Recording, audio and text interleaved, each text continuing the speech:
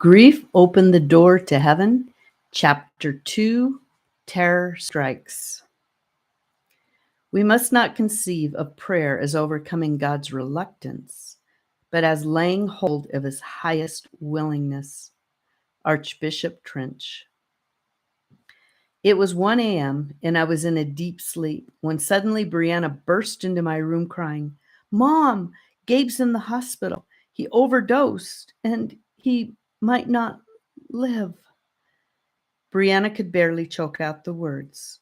I asked her to tell me again, as my brain could barely grasp the horrifying news. After she repeated the shocking message, I quickly dressed, with my brain pounding and my heart thinking only, "We must get to that hospital." Brianna had already thrown some clothes on. She and Tilo were staying in our RV, which was parked just outside the building where I was staying. We didn't realize until we were at the hospital that Brianna had put her jeans on backward.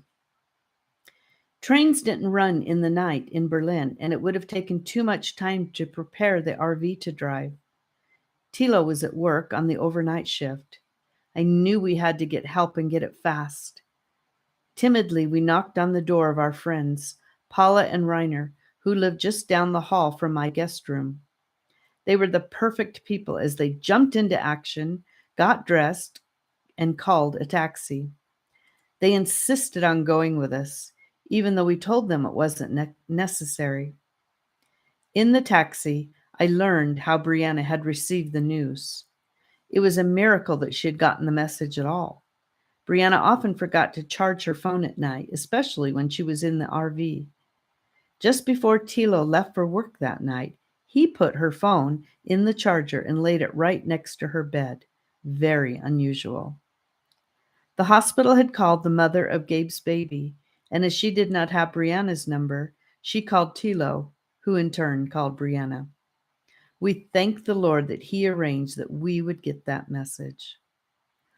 On that interminable drive to the hospital, Paula got on Facebook and asked people to start praying for Gabe.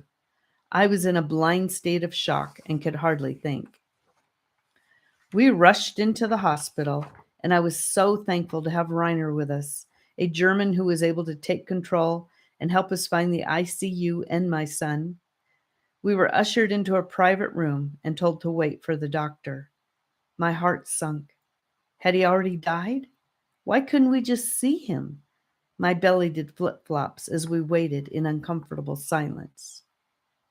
Finally, a doctor came in and started explaining, in English, praise the Lord, what had happened, that Gabe had overdosed in the bathroom of an internet cafe and lost consciousness.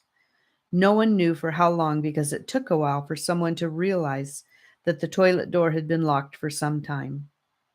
Police were called, the door broke down, and an ambulance came to get my son. Throughout the doctor's explanations, my heart was beating fast, and inside I was crying out, "But is he alive? Is he alive?"